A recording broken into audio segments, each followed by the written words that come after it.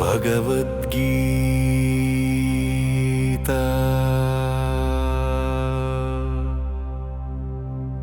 భగవద్గీత మహాభారత యుద్ధానికి ఆదిలో ఆవిర్భవించింది. దాయాదులైన కౌరవ పాండవులు రాజ్యాధికారం కోసం యుద్ధానికి సిద్ధమయ్యారు. పాండవ వీరుడైన అర్జునునకు రథ సారథి శ్రీకృష్ణుడు. యుద్ధానికి ఇరువైపు వారు శంఖాలు పూరించారు. అర్జునుని కోరికపై కృష్ణుడు రణభూమి మధ్యకు రథాన్ని తెచ్చాడు. అర్జునుడు ఇరువైపులా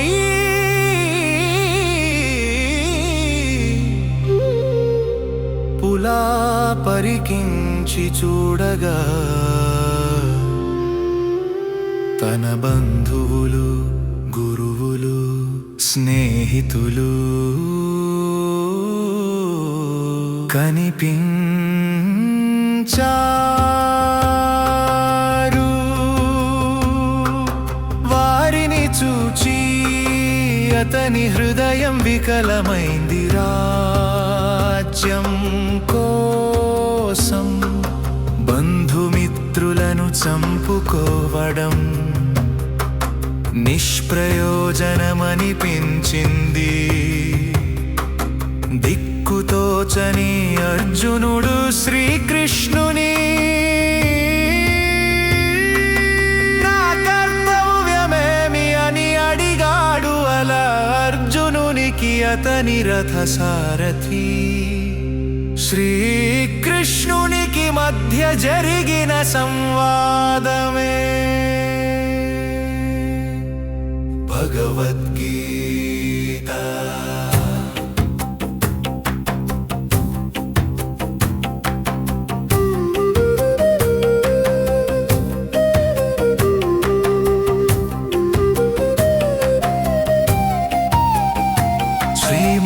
శ్రీమద్భగవద్గీత మొదటి అధ్యాయం. అర్జున విషాదయోగం.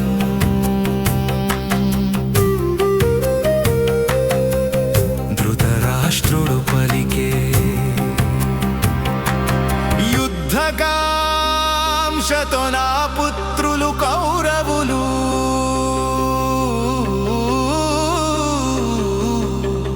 పాండురాజు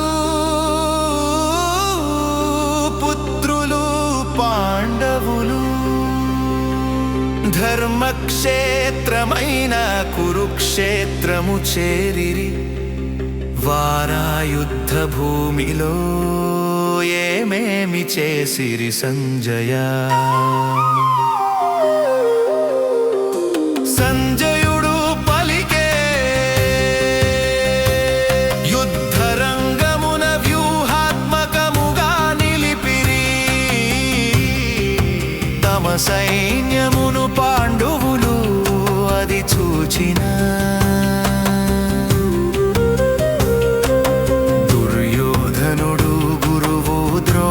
ఆచార్యుడిని సమీపించి పాండవ సైన్యాన్ని చూపిస్తూ ఇలా అన్నాడు. ద్రుపదుని పుత్రుడు ధృష్టద్యుమ్నుడు పాండురాజు కుమారులలోని మీ శిష్యుడు. అర్జునుడైనతో కలిసి నిలుపిన పాండవ సేనను ఒకసారి పరికింపుము గురువర్గా ద్రోణాచార్య. యుయుధానుడు, విరాటుడు, ద్రుపదుడు మొదలగు మహాయోధులు యుద్ధం చేయుటకు పాండవ పక్షమున పోరాడుటకు యుద్ధరంగమునయున్నారు. వీరందరూ మహారథులు, భీమార్జున సమానులు.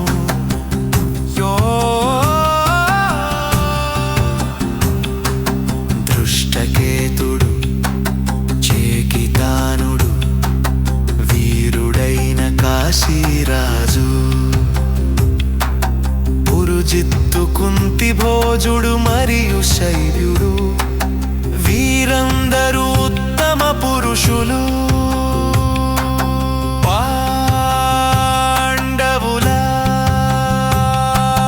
పక్షాన నిలిచిన ఈ వీరులను చూడు గురువర్యా. ధైర్యశాలి యుధమన్యుడు వీరుడైన ఉత్తమౌజుడు సుభద్ర కుమారుడు మరియు ద్రౌపది పుత్రులు. వీరి సైన్యములో ఉన్నారు వీరందరూ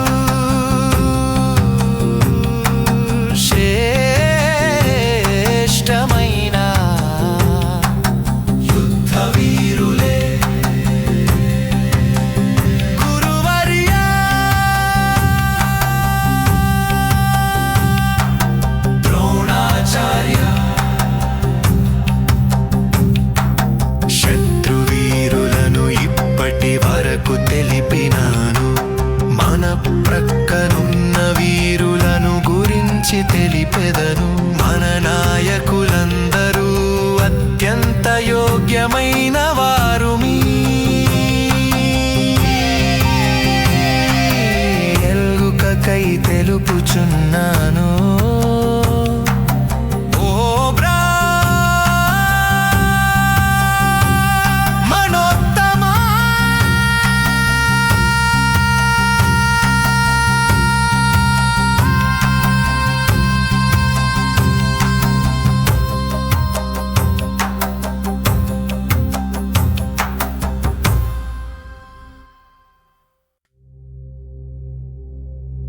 ఎప్పటికీ విజయము పొందు మీరును. భీష్ముడు కర్ణుడు కృపాచార్యుడు అశ్వత్థామ వికర్ణుడు అలాగే సోమదత్తుని కుమారుడు భూరిశ్రవుడు మన పక్షమున కురుక్షేత్రమున ఉన్నారు.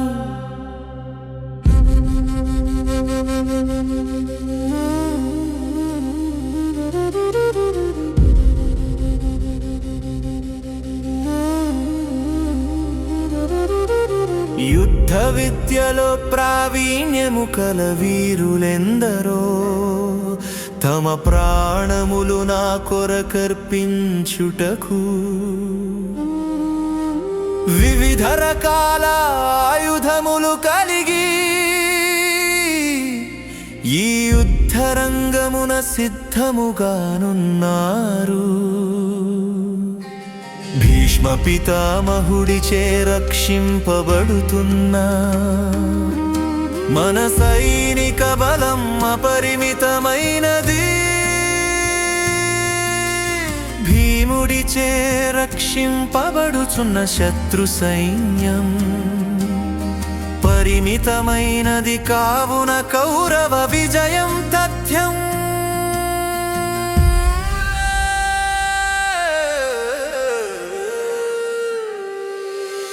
కౌరవ సేనా నాయకులారా అన్ని ఎత్తుగడలోను మీ మీ స్థానాలలో ఉంటూ వ్యూహాత్మక స్థానాలను పరిరక్షిస్తూ భీష్మ పితామహుడికి పూర్తి సహకారం సదా అందించమని ఇదే పిలుపునిస్తున్నాను.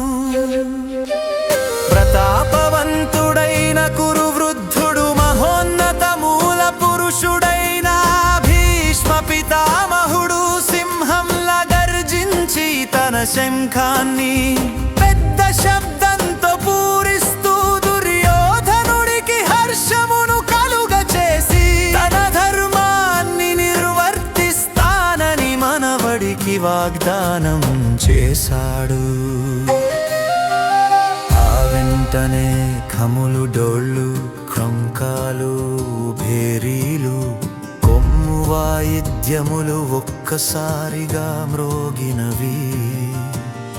వాయిద్యములన్నీ కలిసిన ధ్వని గజిబిజిగా ఉండి యుద్ధ వేరు నినాదములు భయానకముగా ఉండేను.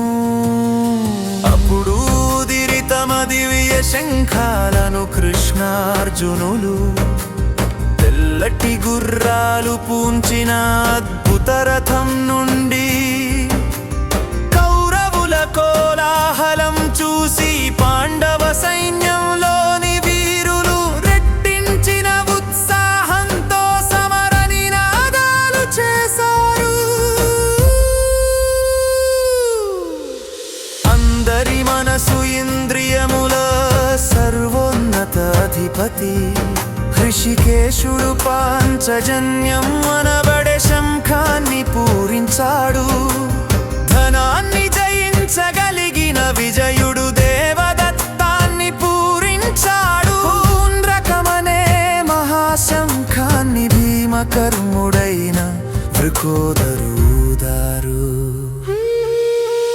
కుంతి పుత్రుడు ధర్మరాజు అనంత విజయాన్ని, నకుల సహదేవులు సుఘోషమణి పుష్పకములను పూరించారు. గొప్ప విలుకాడైన కాశీరాజు మహారథుడైన శిఖండి, దృష్టద్యుమ్నుడు విరాటుడు అజేయుడైన సాత్యకి, ద్రుపదుడు ద్రౌపది కుమారులు ఐదుగురు, అభిమన్యుడు వేరు వేరుగా తమ తమ శంఖాలను ఊదారు.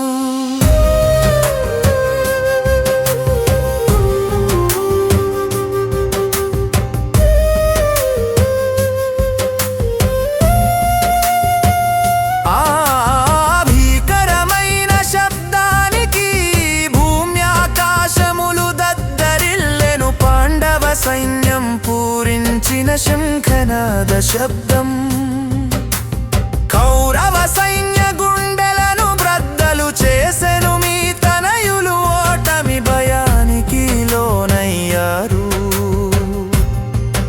ఓ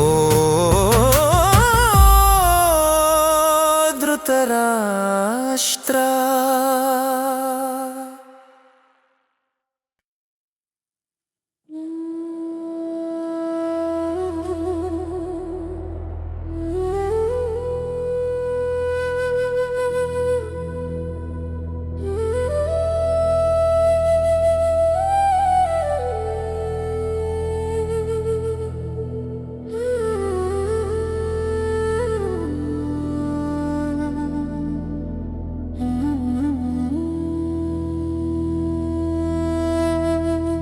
తన రథం జెండాపై హనుమంతుని చిహ్నం కలిగి ఉన్న పాండుపుత్రుడు అర్జునుడు ఆ సమయంలో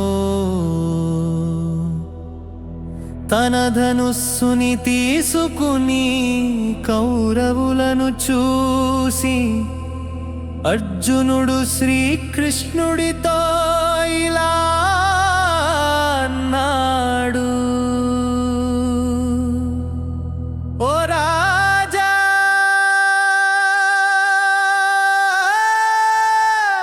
అర్జునుడు ఇలా అన్నాడు. అర్జునుడు ఇలా అన్నాడు. ఈ మహాపోరాటంలో రణరంగంలో నిలిచియున్న వారిలో నేను ఎవరెవరితో యుద్ధం చేయవలసి ఉన్నదో వారిని చూడవలయునని అభిలషిస్తున్నాను. అచ్యుత, ఉభయ సేనల మధ్య రథాన్ని నిలుపు. దుర్బుద్ధి కలిగిన దుర్యోధనునికి ప్రియం చేయగోరి యుద్ధం చేయడానికి ఎవరెవరు వచ్చినారో చూస్తాను. సంజయుడు ఇలా అన్నాడు.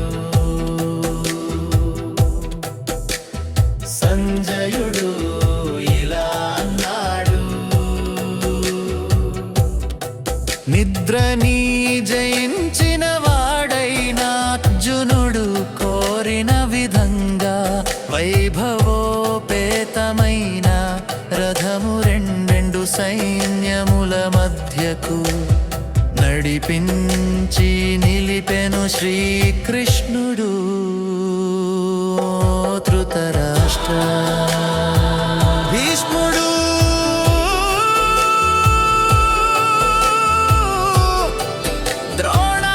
ద్రోణాచార్యుడు ఇతర రాజుల సమక్షంలో రథమును నిలిపిన శ్రీకృష్ణుడు ఇలా అన్నాడు, ఓ పార్థ, ఇక్కడ కూడి ఉన్న కౌరవులను చూడుము. రెండు సైన్యములలోను ఉన్న తన తండ్రులను, తాతలను, గురువులను, మేనమామలను, సోదరులను, దాయాదులను, పుత్రులను, మనుమలను, మిత్రులను, మేనల్లుళ్లను మరియు శ్రేయోభిలాషులను చూచే అర్జునుడు తన బంధువులందరినీ చూసిన కుంతి పుత్రుడు అర్జునుడు కారుణ్య భావం ఉప్పొంగిన వాడై తీవ్ర దుఃఖంతో ఈ విధంగా పలికెను. అర్జునుడు ఇలా అన్నాడు, యుద్ధానికి బారులు తీరి ఒకరినొకరు చంపుకోటానికి పూనుకుంటున్న నా బంధువులను చూసి నా అవయవాలు పట్టు తప్పుతున్నాయి, నా నోరు ఎండిపోవుచున్నది. ఓ కృష్ణ, నా దేహము వణుకుచున్నది, నా వెంట్రుకలు నిక్కబొడుచుకుంటున్నాయి, నా విల్లు గండీవం చేజారిపోతున్నది, నా చర్మమంతా మండిపోవుచున్నది, నా మనస్సు ఏమీ తోచని అయోమయ స్థితిలో ఉన్నది, నన్ను నేను స్థిరంగా ఉంచుకోలేకపోతున్నాను. కేసి రాక్షసుడను సంహరించిన వాడా,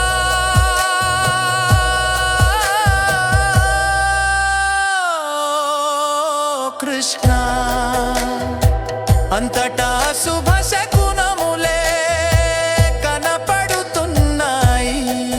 ఈ యుద్ధంలో సొంత బంధువులనే చంపుకోవటం వలన మంచి ఎలా కలుగుతుందో నేను చూడలేకున్నాను. నాకు విజయం కానీ రాజ్యం కానీ వాటి వల్ల వచ్చే సుఖం కానీ అక్కరలేదు. మనం ఎవరి కోసమైతే ఇదంతా కోరుకుంటున్నామో వారే మన ఎదురుగా యుద్ధం కోసం ఉన్నప్పుడు రాజ్యం వలన కానీ భోగాల వలన కానీ జీవించడం వలన కానీ ప్రయోజనం ఏమిటి? ఓ కృష్ణ,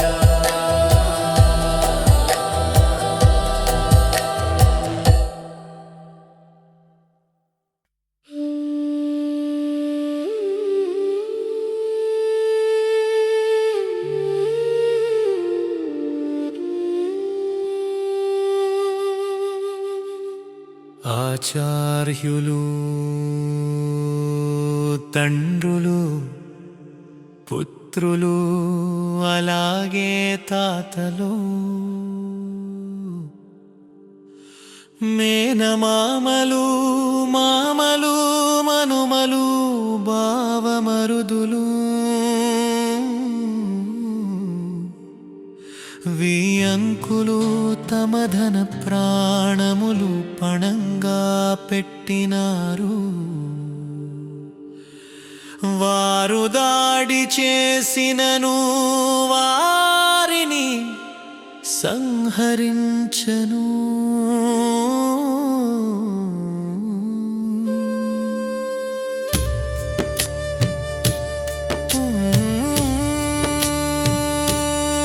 త్రిలోకాధిపత్యానికైన వీరిని చంపడానికి ఇష్టపడను. ఇక భూలోక రాజ్యం కోసం చంపుతానా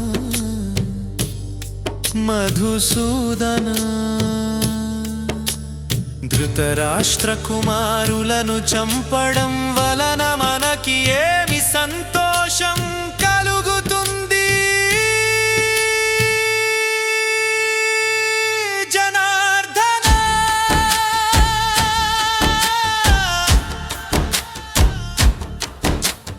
ఆతతాయులను చంపినా మనకి పాపమే వస్తుంది. ధార్తరాష్ట్ర పుత్రులను చంపడం తగదు. మన వాళ్ళను చంపి మనం ఎలా సుఖపడగలము?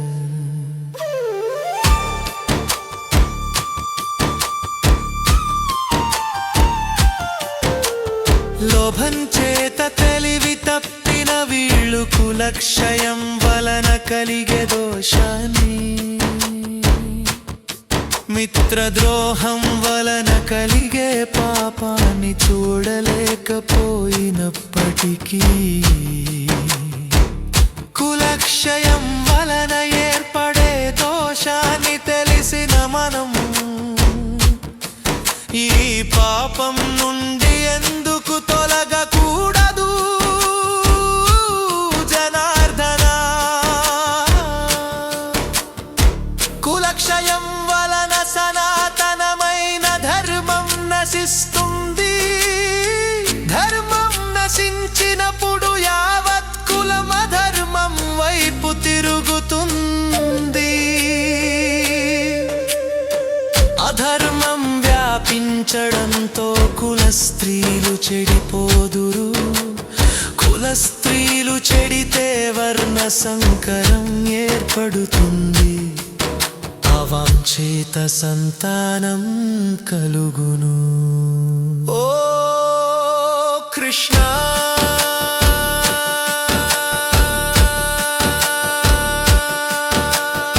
అవాంఛిత సంతానం పెరగటం వలన కులమునకు, కులాన్ని నాశనం చేసిన వారికి నరకమే గతి. వీరి పితరులు పిండోదక క్రియలు లేక నరకంలో పడతారు. వర్ణ సంకరానికి కారకులైన కులనాశకుల ఈ దోషాల వలన శాశ్వతమైన జాతి ధర్మాలు, కుల ధర్మాలు పెకలింపబడి సామాజిక కుటుంబ సంక్షేమ ధర్మములు నశించిపోదు.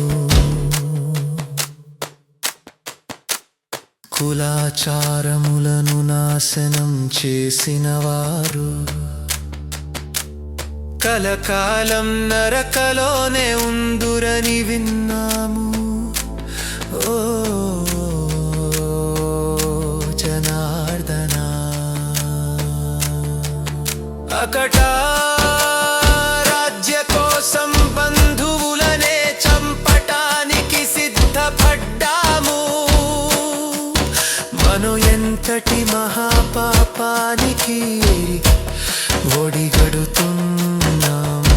ప్రతీకారం చేయక నిరాయుధుడనై ఉన్న నన్ను శస్త్రాలు చేపట్టి కౌరవులు యుద్ధంలో చంపినా దాని వలన ఎక్కువ నాకు మేలే జరుగుతుంది. సంజయుడు ఇలా పలికాడు. ఇలా పలికిన అర్జునుడు శోకంతో నిండి ఉన్న మనస్సుతో తన బాణాలను ధనుస్సును